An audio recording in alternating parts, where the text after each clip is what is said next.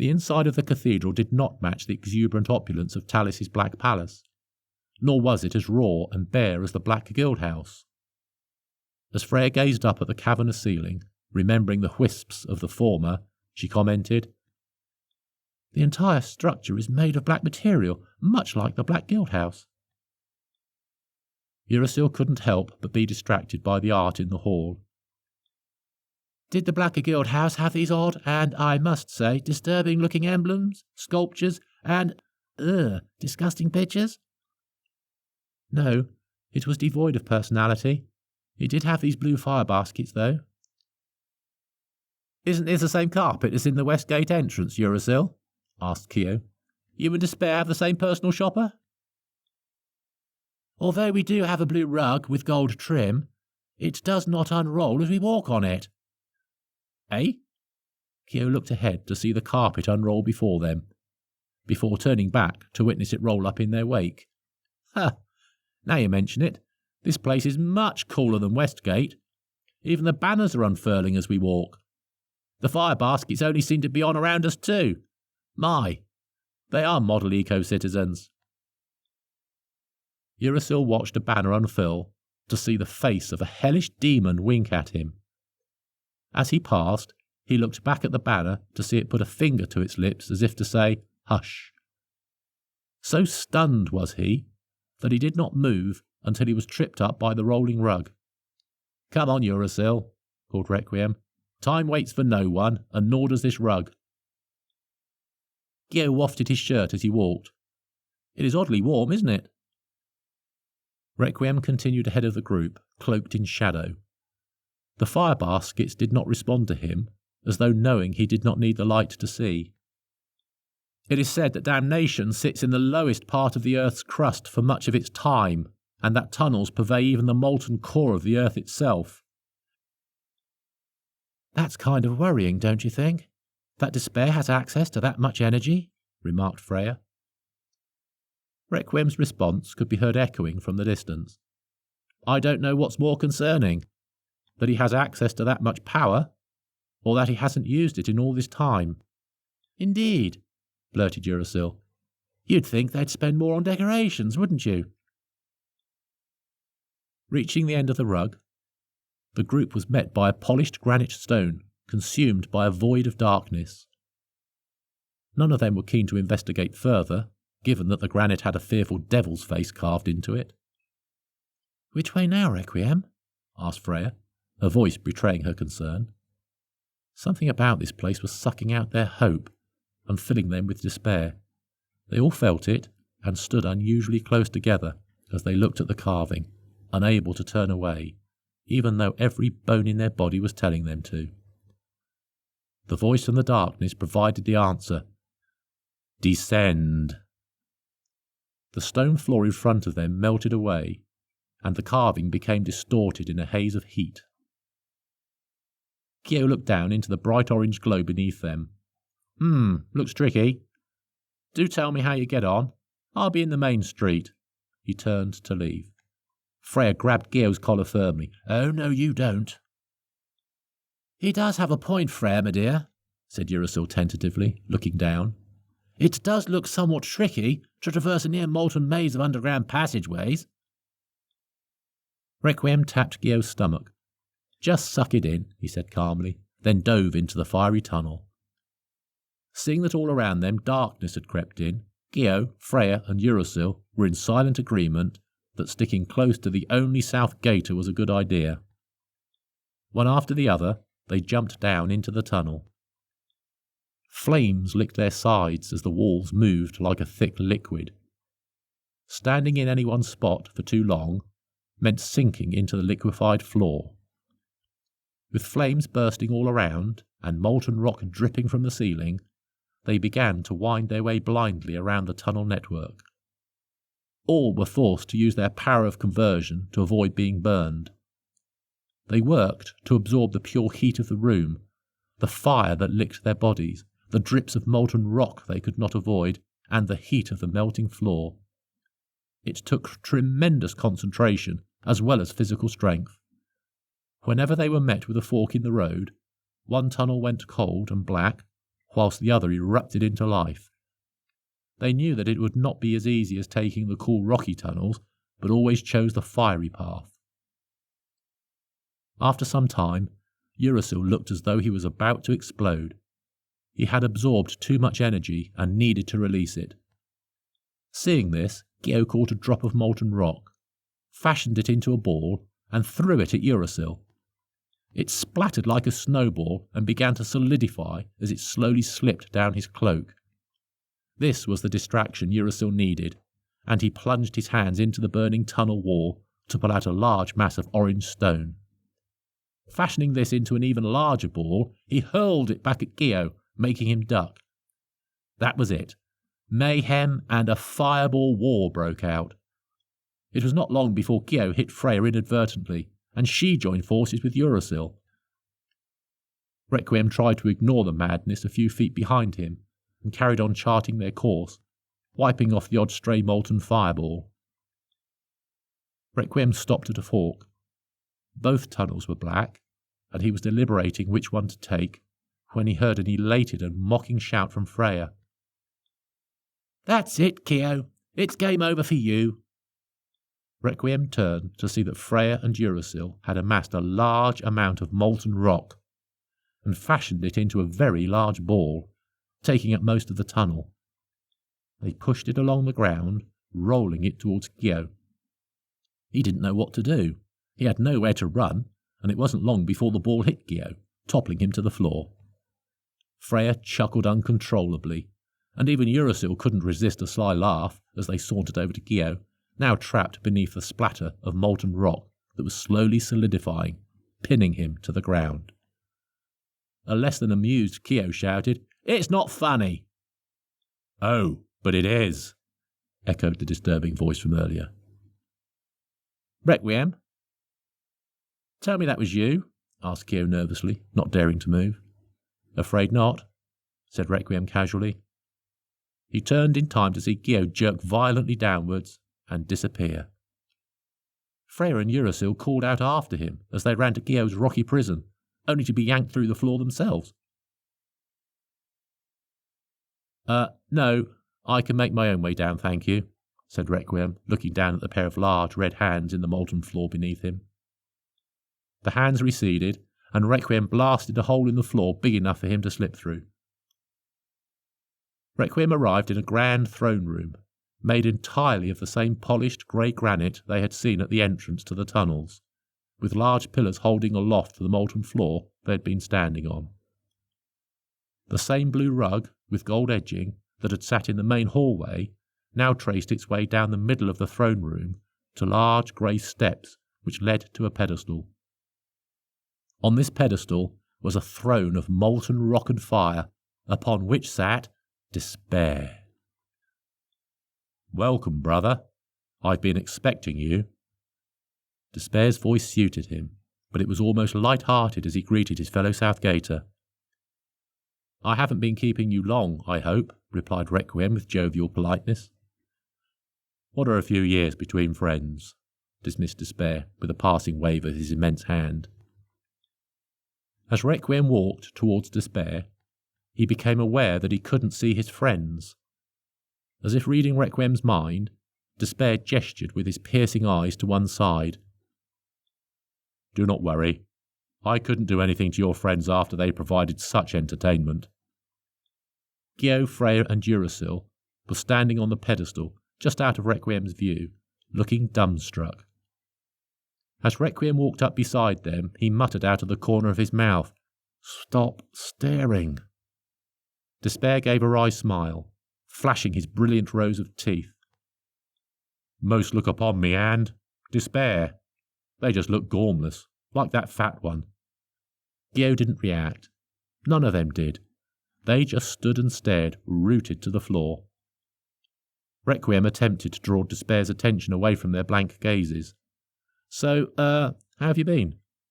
"Ah, pleasantries. Very good." Despair leaned back in his throne. As he did so, fire spurted from its sides. It was hard to see where his throne stopped and his molten legs began. "Let me ask you, Requiem, do you know why I am here?" Requiem looked a little sheepish, but delivered his reply with a smile. Because you want to be? Look closer. As he said this, Despair broke his legs free, sending shards of rock and fiery globules of lava flying. As he rose from his throne, his black wings swooped around his body, making a cloak of flames from the base of his head to his blazing hoofs. Requiem stared intently at him, but still did not know what Despair wanted. He had adopted his friend's former blank gaze, whilst theirs had morphed into a combination of awe and fright at seeing Despair in his winged cloak. Seeing that Requiem was having a slow day, Despair gave him a hint. Look with the eyes that were gifted to you, not with the blindness of humanity. Requiem switched his vision to see energy, and all became clear. Running from the wall behind his pulsating red throne were immense chains ending in heavy, dark, cloudy green cuffs around Despair's hooves and neck. "You're a prisoner!" exclaimed Requiem, his eyes wide in disbelief.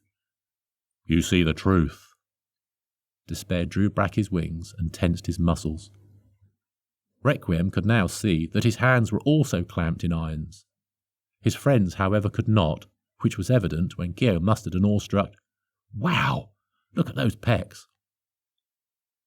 As he looked up at Despair, Requiem came to his senses and asked, "What happened?" I was summoned to the ivory tower. The other leaders told me that Akuma had gone. I was about to take his place as leader of South Gate when he burst in on the proceedings. Despair gave an empty chuckle. Huh! Even Erebus looked shocked as Akuma strode towards them, with his wild insanity barely constrained. Despair sat back regally on his throne, his snake-like eyes piercing Requiem's.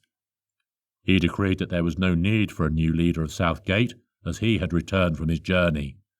The other leaders were, for once, lost for words. Even Volt had lost his venom. Akuma turned to me and said that if it's leadership I wanted, I could have it. He hit me with a ball of brilliant golden light, and I awoke here, incarcerated. Freya snapped out of her dumbstruck stance and ran towards Despair in her natural inclination to help, regaining her senses just in time not to get too close. "That's terrible. Did the other leaders know what happened? Do they know you are a prisoner?" "They are not fools," rumbled Despair. "Then why haven't they done anything?" demanded Kyo, taken aback by this turn of events. Urasil simply looked on in disbelief that they were now sympathizing with the devil. "Because I am a prisoner of my own desire. These chains feed off my will for domination." "Ah, so, in a way, it works for the other leaders to have you here. Kind of, better the devil you know." Gio couldn't resist the pun and chuckled to himself. "Quite," replied Despair, not overly amused at the joke. "If my thirst for power ever recedes enough for me to break free, then they will have no qualms about having me back. Even Akuma would be fine with it. Until then, it is safest for all that I remain, or so they feel."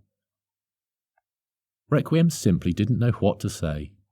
Finally, he asked, "Do you know where Akuma went?" "No," said Despair as he gazed thoughtfully into space. "It is true that I yearn for power, but these chains are so heavy because it is Akuma who I want to crush. It is time his fortunes changed. If you ever find yourself in trouble with him, you can all find sanctuary here. Just let him dare enter the prison he forged from black material." Freya's eyes widened. She moved forwards, needing to be sure of what Despair had just said. "Did Akuma make this place?" "Yes. The Cathedral of Damnation, the Black Palace, the Black Guild House, they are all Akuma's handiwork.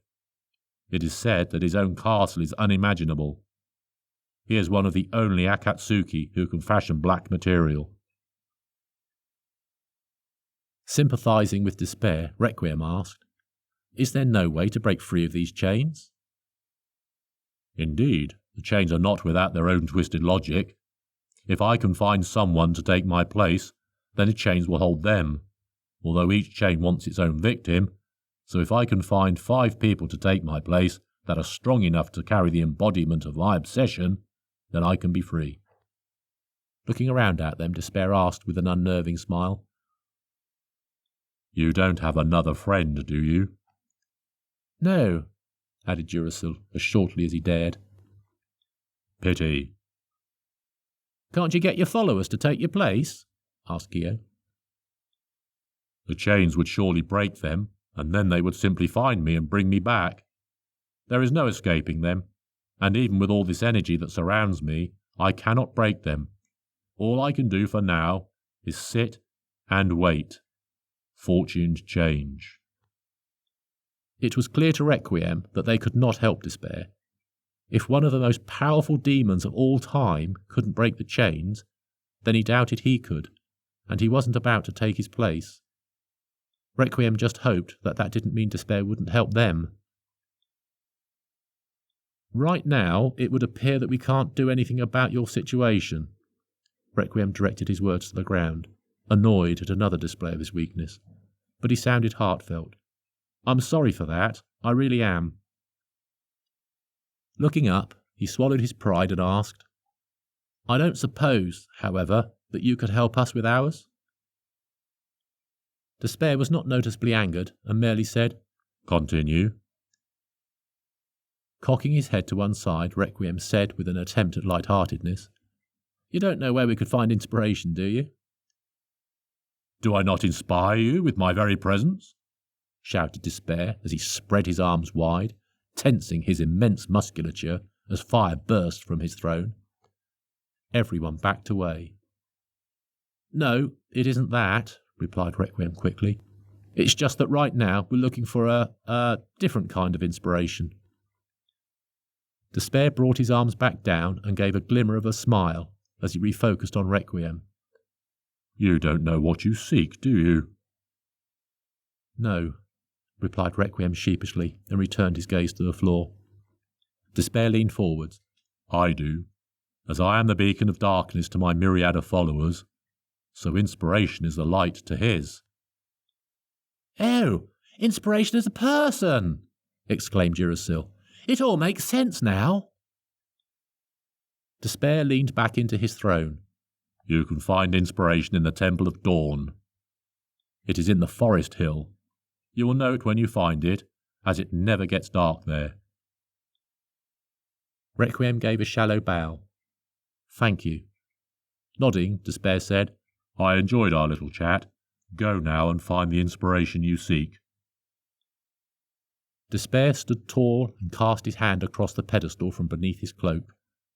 A crack of light tore vertically into the air before them. Howling could be heard from behind it, followed by scratching. They all peered at the slowly widening thin jagged beam of light as the wolves tore their way through the narrow crack and burst into the throne room. Uracil cowered behind Gio as they were engulfed in a sea of wolves. When the flow finally stopped, they looked back at what had become of the crack to see a large hill covered from tip to toe in trees. There, waiting on the short grass in front of them, was the beast, the air intake still rocking from side to side. First Uracil, then Gio walked timidly past the wolves and through the opening, nodding respectfully to Despair before darting through the portal. Once on the lush green field, they gave a sigh of relief. Freya attempted to stroke every wolf as she walked a long and convoluted path to the opening before going through. Requiem looked up at Despair. "Thank you. If we find ourselves able to help you, we will be sure to do so." Requiem crossed through onto the other side, and the portal snapped shut. Despair returned to his throne and asked himself, "Would you really free me, brother? Where do your allegiances lie? Time will tell, and I have plenty."